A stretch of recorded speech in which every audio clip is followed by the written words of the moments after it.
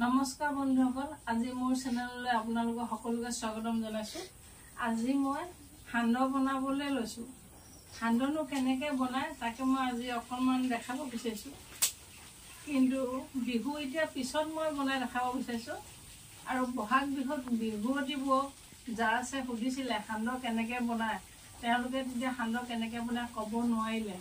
সেইকাৰণে মই ভাবিছোঁ বিহু পিছত হ'লেও মই এনেকৈ সান্দহ খুন্দি কেনেকৈ বনাই দেখাম। সেয়েহে মই আজি দেখাব বিচাৰিছোঁ। সান্দহ প্ৰথমতে ধানৰ পৰাই হয়। এতিয়া মই ধানটো দেখাব পৰা নাই, গাঁৱত আছে ধান। ধানটো প্ৰথমতে ভাত খোৱা ধানৰে চাউল। ভাত খোৱা ধানটো সিজাই ল'ব লাগিব। এতিয়া আমাৰ ছোৱালীবোৰেও নাজানে।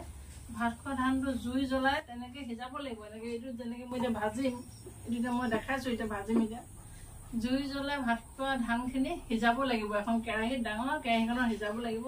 আগতে আমি ঘৰত থাকোঁতে মাহঁতে তেনেকৈ সিজাই দেখাইছিলে আৰু সিজাইছিলে, আমি দেখিছিলোঁ। তাৰপিছতে ৰ'দত দিব লাগিব। ৰ'দত যেতিয়া ধানখিনি শুকাব তেতিয়াহে মিললৈ নিব লাগিব।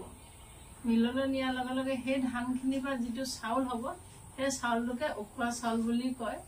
আৰু এতিয়া সেইখিনিয়ে হ'ল, এতিয়া এইখিনিয়ে উখোৱা চাউল হ'ল। আৰু এতিয়া এই উখোৱা চাউলখিনিৰ পৰা সান্দহ কেনেকৈ বনায় এইখিনি এতিয়া মই এই কেৰাহীত পাতিম। এতিয়া মই কেৰাহীখন গৰম হওক।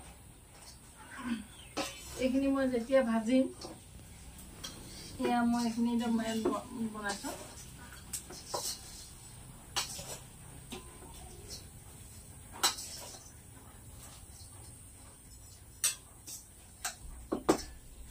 এইখিনি এতিয়া মই ভাজিম। এতিয়া জুইত অলপমান দেৰি ভাজিব লাগিবই, কিন্তু মই বহুত দেৰি ভজা দেখাই থাকিব পৰা নোৱাৰিম আপোনালোকক।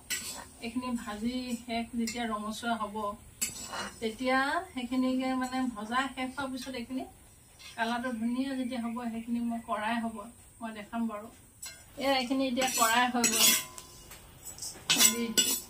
ভাজি শেষ হ'লগৈ আৰু। এইখিনি মই এতিয়া ভাজিলোঁ, এইখিনি এতিয়া কৰাই হৈ গ'ল। এইখিনি এতিয়া গৰম হৈ আছে। মই এতিয়া ইয়াত খুন্দিবলৈ লৈছোঁ। মিক্সিটো দিব পাৰে, কিন্তু আমাৰ মিক্সিটো অকণ বেয়া হৈছে। এতিয়া ৱালতে খুন্দিবলৈ লৈছোঁ।